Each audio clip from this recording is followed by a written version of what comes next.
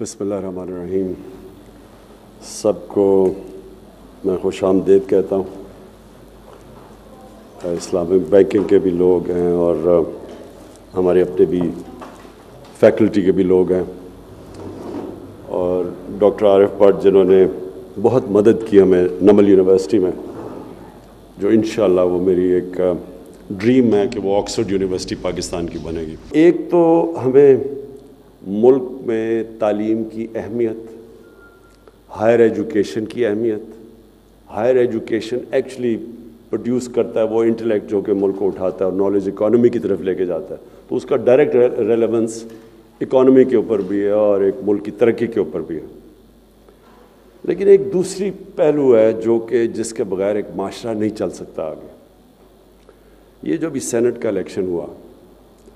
اس میں جو سب کے سامنے قوم کی جو چیزیں آئیں کہ ملک کی لیڈرشپ کے اوپر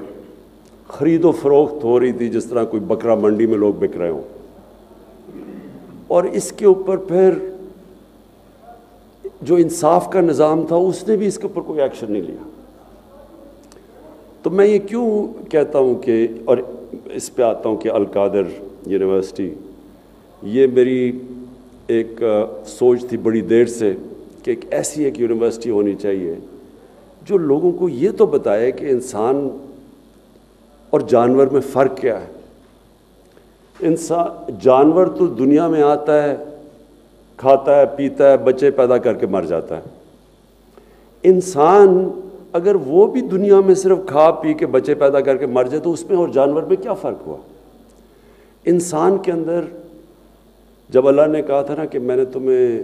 دنیا کی عظیم مخلوق، اشرف المخلوقات پیدا کیا، اور پھر فرشتوں کو کہا کہ اس کے سامنے جھکو، اور وجہ بتائی شیطان نے جب نہیں جھکا کہ تمہیں نہیں پتہ انسان کو میں نے کیا صلاحیتیں دی ہیں۔ اور مولانا رومی نے اس کو اس طرح ترجمہ کیا، اس کا اور ورژن پریزنٹ کیا۔ مولانا رومی نے کہا کہ انسانوں کو کہ جب اللہ نے آپ کو پر دیے ہیں تو کیوں چونٹیوں کی طرح زمین پہ رینگ رہے ہو؟ سو انسان کا بہت بڑا مرتبہ اللہ نے بنایا ہے۔ پرابلم یہ ہے کہ انسان زیادہ تر دنیا میں عقل مند جانور کی طرح پھرتا ہے۔ القادر یونیورسٹی کا مقصد کیا ہے کہ یہ جو ہمارا جو دین ہے یہ کیسے لوگوں کی زندگی میں ریلیونس لے کے آتا ہے۔ بدقسمتی سے مسجد میں جو جاتے ہیں اور جو مسجد سے باہر نکلتے ہیں اس کی ریلیونس نہیں ہوتی، جو کہ اسلام کی جو بیسک ایک انسان کو کیریکٹر بلڈنگ ہوتا ہے، اس میں اچھے برے کی تمیز بتاتا ہے، اس میں زندگی میں آنے کا مقصد بتاتا ہے، وہ مسجد کے اندر وہ ٹرانسلیٹ نہیں ہو رہا انسان کی زندگی کے اوپر۔ جب محمد عبدو آج سے کوئی 125 سال پہلے یورپ گئے تو اس نے مصر میں آ کے، جو مصر کے رہنے والے تھے، انہوں نے سٹیٹمنٹ دی کہ یورپ میں گیا، مسلمان تو نہیں نظر آئے لیکن بڑا اسلام نظر آیا، اور واپس مصر آئے تو کہا کہ یہاں مسلمان تو بہت ہیں، اسلام نہیں نظر آ رہا۔ میرا پوائنٹ یہ ہے کہ ہمارے پاس ایک انٹلیکچوئل، ایک ایسی یونیورسٹی ہونی چاہیے جو کہ وہ اسکالرز پروڈیوس کرے جو لوگوں کو ایک، جس طرح ایک ازہر یونیورسٹی نے ایک دفعہ مسلمانوں کے اندر، وہ بھی ایک سینٹر تھا لرننگ کا، سارے جاتے تھے، اسکالرشپ ہوتی تھی، بڑی بڑی ڈیبیٹس ہوتی تھیں، بڑے بڑے یعنی جو ٹاپ ہمارے سائنٹسٹ تھے وہ ان کا جو انڈرسٹینڈنگ دین کی تھی اور قرآن کی وہ بھی بہت تھی، یہ بڑے بڑے سائنٹسٹ تھے، تو ساتھ ساتھ چل رہا تھا، سائنس بھی چلتی تھی اور ان کو دین کی بھی سمجھ تھی۔ اب یہ بالکل سیپریٹ ہو چکا ہے، اور میں یہ چاہتا ہوں کہ اس یونیورسٹی میں وہ اسکالرشپ آئے جو کہ یہ آگے، جس طرح علامہ اقبال کا تھا کہ دی ریکنسٹرکشن آف ریلیجس تھاٹ کی ایک انہوں نے کتاب لکھی ہے، کہ اس کو اب آگے لے کے جائیں ہم، کیونکہ جو اسلام ہے اس کے جو علامہ اقبال کی سارا تھیسس تھا، اس کے جو فاؤنڈنگ پرنسپلز ہیں وہ تو چینج نہیں ہوتے، لیکن باقی چیزیں اجتہاد اس سے چینج ہوتی رہتی ہیں، وقت کے ساتھ وہ گرو کرتا ہے ہمارا دین۔ وہ اسٹیگنیٹ نہیں کرتا، اور وہ تب کرتا ہے جب کہ اسکالرز اس کیپبلٹی کے ہوں جو کہ ڈبیٹ کر کے تھاٹ پروسیس آگے لے کے جائیں۔ تو القادر انشاءاللہ میرا وہ ویژن ہے کہ یہ ہمارے ملک میں ایک ہماری سوچ کو ڈیولپ کرے گا۔ اس وقت جو ہمارا یوتھ ہے وہ اتنا متاثر ہے مغرب سے، مغرب کی ٹیکنالوجیکل پروگریس سے، اس سے وہ اتنے متاثر ہو گئے ہیں کہ وہ ریئلائز نہیں کرتے کہ اس میں بڑا فرق ہے۔ ایک معاشرہ ٹیکنالوجی میں تو آگے چلا جائے گا، لیکن کیا ان کی ایز ایک انسان ہوتے ہوئے ان کی گروتھ ہو رہی ہے یا نہیں؟ کیا کہ وہ صحیح راستے پہ جا رہے ہیں یا غلط راستے پہ چلے گئے؟ اور یہ ہمیشہ دنیا کی تاریخ آپ پڑھیں تو کوئی بھی ایسا سویلائزیشن نہیں ہے جو کہ ہمیشہ کے لیے اوپر جا رہا ہے۔ وہ اوپر گئے ہیں، پھر کوئی ایسا وقت آتا ہے کہ وہ غلط راستہ پکڑ لیتے ہیں اور وہ نیچے آنا شروع ہو جاتے ہیں۔ تو کیونکہ میں مغرب کو باقی سب سے بہتر جانتا ہوں، اور میں زیادہ مغرب میں پوری طرح رہا بھی ہوں اور ایک حصہ رہا ہوں معاشرے کا،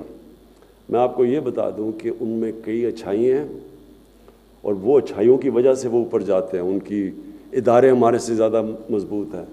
اور مجھے بڑے افسوس سے کہنا پڑتا ہے ان کی اخلاقیات ہمارے سے بہت زیادہ ہے۔ جو ان کی مورل سٹینڈرڈز ہیں، اور مورالٹی میں وہ نہیں بات کر رہا کہ میں صرف ان کی سچائی کی بات کر رہا ہوں۔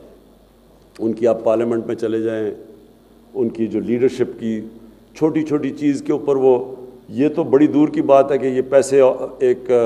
کینڈیڈیٹ کا بیٹا پیسے آفر کر رہا ہے اور وہ نیگوشیٹ کر رہا ہے کہ جی کتنی قیمت لگائے گی اپنا ضمیر بیچنے کے لیے، اس کا تصور بھی نہیں ہے وہاں۔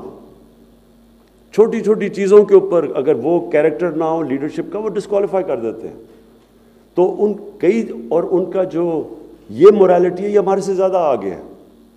ان کی سچائی ہمارے سے زیادہ ہے، اور ان کی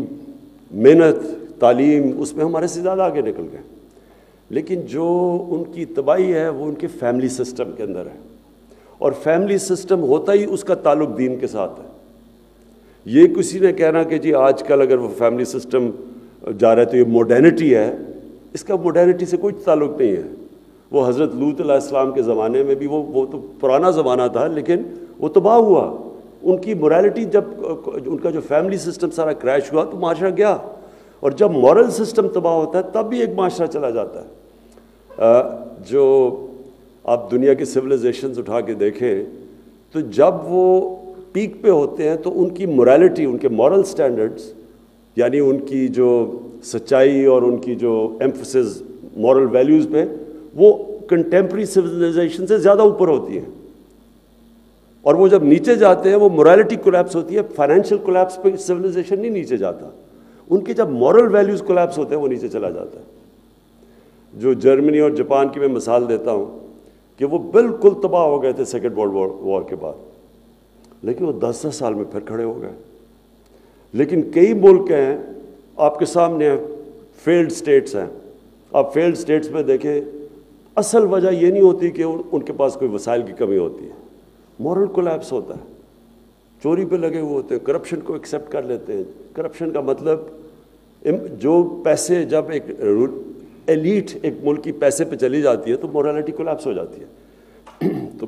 فائنلی کمنگ ڈاؤن کہ میرا یہ ویژن کیا ہے، میں یہ سمجھتا ہوں کہ ہمارا دین اسلام میں جو گائیڈنس ہے اس گائیڈنس کے لیے لیڈرشپ چاہیے، اور مجھے افسوس سے کہنا پڑتا ہے کہ وہ لیڈرشپ بہت پاکستان میں، یعنی جو ملک بنا ہی تھا اسلام کے نام پہ، اور جو علامہ اقبال کی خواب ہی یہ تھی کہ ہم نے ایک ماڈل بنانا ہے دنیا کو کہ اصل میں اسلام کیا ہے، یہ اصل میں لیڈرشپ یہاں سے نکلنی چاہیے، جو میری ساری خواب ہے، جو کہ وہ لیڈرشپ پروڈیوس کرے گی جو تھاٹ لیڈرز ہوں گے، جو بتائیں گے لوگوں کو، جو ریسرچ کریں گے، جو نبی صلی اللہ علیہ وسلم کی جو زندگی کے اندر چیزیں، ان کی پورا کہ وہ سارا کانسیپٹ مدینہ کی ریاست کا کیا تھا، انہوں نے کیا وہ ریاست سیٹ اپ کی جس کے اندر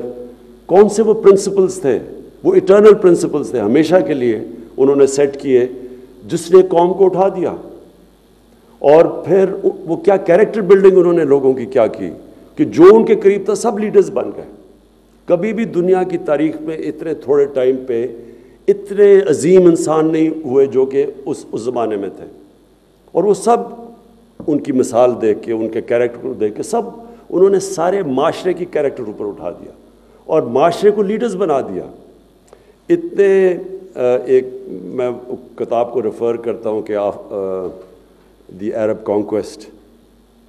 وہ ہمیشہ اس کے اندر صرف ایک چیز ہے کہ وہ سب حیران تھے کہ نہ ان کے پاس کوئی زیادہ فوجیں بڑی ہیں، نہ ان کے پاس کوئی نئے ہتھیار ہیں، یہ کیسے ساری دنیا پہ چھا گئے لوگ۔ تو وہ اسٹڈی کرے، وہ یہاں سے ہمیں اسٹڈی کرنا چاہیے، وہ کون سی کیریکٹرسٹکس تھیں جنہوں نے ان لوگوں کو اٹھایا۔ اور ہمیں قرآن میں اللہ کا حکم ہے کہ ان کی زندگی سے سیکھو، نبی صلی اللہ علیہ وسلم کی زندگی سے سیکھو، کیونکہ وہ ہماری بہتری کے لیے، جب ہم وہ سیکھتے ہیں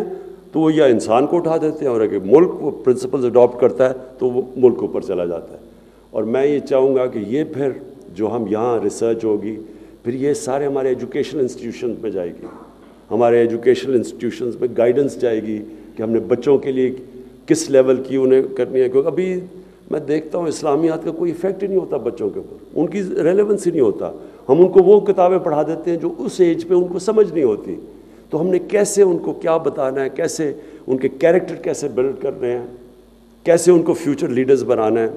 اور یہ ہوگا جب تک کہ ہمارے ملک میں کوالٹی کی انٹلیکچول لیڈرشپ نہیں ہوگی، جو کہ صحیح معنی میں جس طرح جو علامہ اقبال نے کیا تھا کہ ایک فریڈم موومنٹ کے اندر ایک انسان کی جو کنٹریبیوشن تھی صرف ان کی نالج کی وجہ سے، اور ان کی انٹرپریٹیشن جو تھی جو قرآن شریف میں سے، اور ان کی جو بلکہ ان کی ساری شاعری قرآن شریف میں سے ہے۔ آپ اگر ان کی شاعری پڑھیں، اس کی کوئی نہ کوئی قرآن کی آیت کے اس کے وہ شعر کے پیچھے آپ چلے جائیں تو کوئی ریلیونس ہے۔ تو اس طرح کے انشاءاللہ یہاں میری سوچ ہے۔ سپٹمبر 1 کو ہماری اوپننگ ڈیٹ ہے اس کی،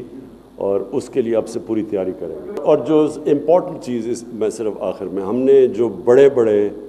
دنیا میں بڑے نام ہیں مسلمان اسکالرس کے،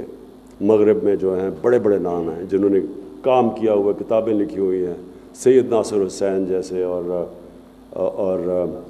حمزہ یوسف، یہ سارے آؤٹسٹینڈنگ جن کی بڑی دیر کی ریسرچ ہے، ان ساروں کو ہم اس بورڈ کے اوپر لے کے آ رہے ہیں اپنے، جو کہ ہمیں گائیڈ کرے گا کہ ہم نے اس کو آہستہ آہستہ اس تھاٹ پروسیس کو یا اس یونیورسٹی میں کیسے آگے لے کے جانا ہے۔ سب کا شکریہ ادا کرتا ہوں۔